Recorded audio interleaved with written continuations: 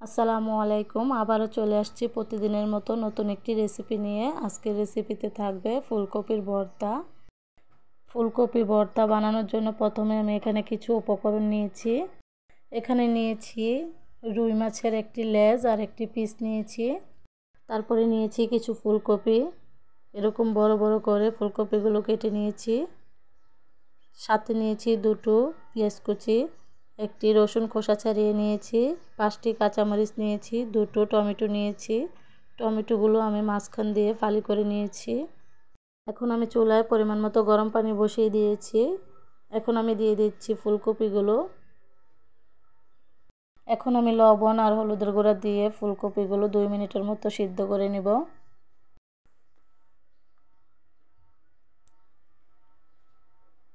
তারপরে ফুলকপিগুলো নেড়েচেড়ে একটা ঢাকনা দিয়ে ঢেকে দেব। ফিরে আসছি 2 মিনিট পর। এখন আমি চুলা থেকে উঠিয়ে ফুলকপিগুলো একটা ছাঁকনিতে ছেঁকে নেব। এখন চুলায় একটি তাওয়া বসিয়ে দিয়েছি। তাওয়াতে কিছু সরিষার তেল দিয়ে দিচ্ছি। তেলটা গরম হয়ে গেলে আগে থেকে লবণ আর হলুদের গুঁড়া দিয়ে মাছগুলো মাখিয়ে রেখেছিলাম সেগুলো দিয়ে দিচ্ছি। এখন আমি উল্টিয়ে নিচ্ছি কিছুক্ষণ পর।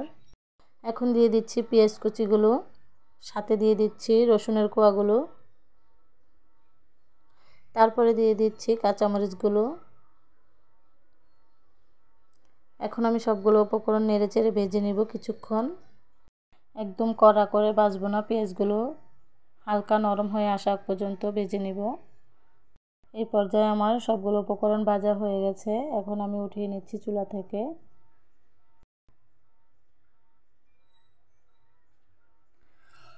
এখন আমি দিয়ে দিব ফুলকপিগুলো।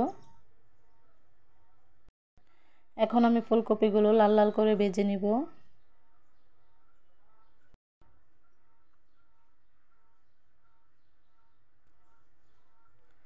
ফুলকপিগুলো ভেজে নেওয়া হয়ে গেছে। এখন আমি চুলা থেকে উঠিয়ে নেব ফুলকপিগুলো।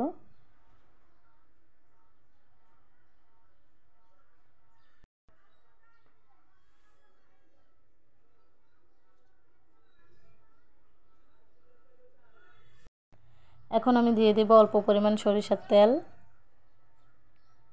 তারপরে দিয়ে দেব 8-9টির মতো শুকনা মরিচ। এখন আমি মরিচগুলো নেড়েচেড়ে ভেজে নেব। মরিচগুলো ভেজে নেওয়া হয়ে গেছে। এখন আমি চুলা থেকে উঠিয়ে নেব।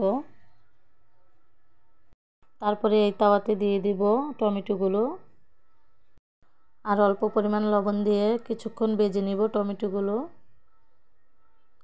ফিরে আসছি কিছুক্ষণ পর। এখন আমি টমেটোগুলো উল্টিয়ে দিচ্ছি। এখন আমি উল্টিয়ে পাল্টিয়ে টমেটোগুলো গলে আসা আগ পর্যন্ত ভেজে নিব।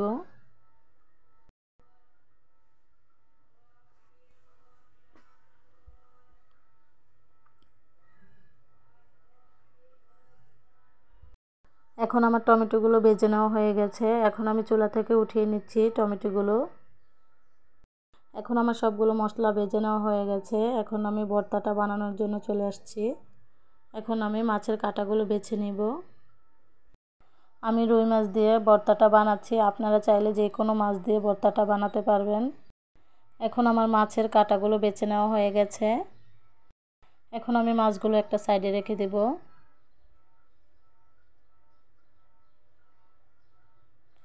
এখন দিয়ে দিচ্ছি একটি কাঁচা পেঁয়াজ কুচি, সাথে দিয়ে দিচ্ছি শুকনা মরিচগুলো।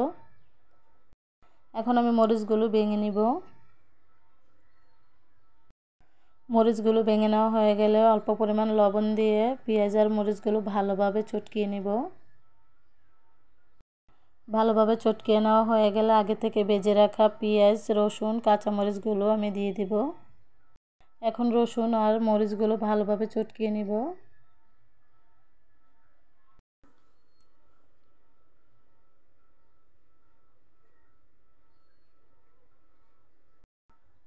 এখন আমি সবগুলো উপকরণ ভালোভাবে মিশিয়ে নিব। সবগুলো উপকরণ মেশানো হয়ে গেলে আমি দিয়ে দেব ফুলকপিগুলো। তারপরে ফুলকপিগুলো ভালোভাবে চটকিয়ে নিব। ফুলকপিগুলো চটকিয়ে নেওয়া হয়ে গেলে দিয়ে দেব টমেটোগুলো। এখন আমি টমেটোর খোসাটা ছাড়িয়ে নিব।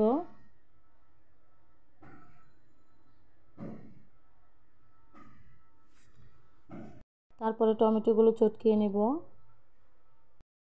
টমেটোগুলো চটকিয়ে নেওয়া হয়ে গেলে সবগুলো উপকরণ মিশিয়ে নিব।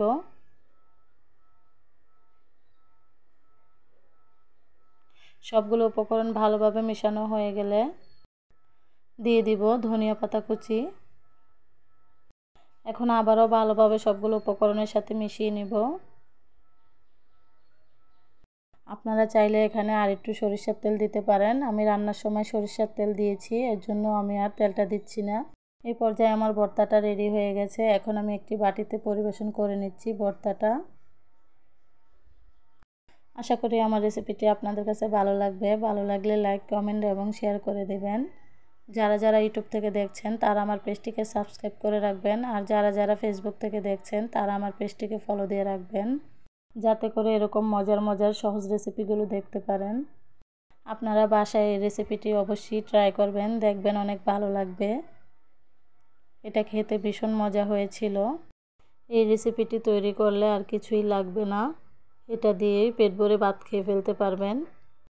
আমি তো এটা দিয়েই পেট ভরে ভাত খেয়ে ফেলেছি।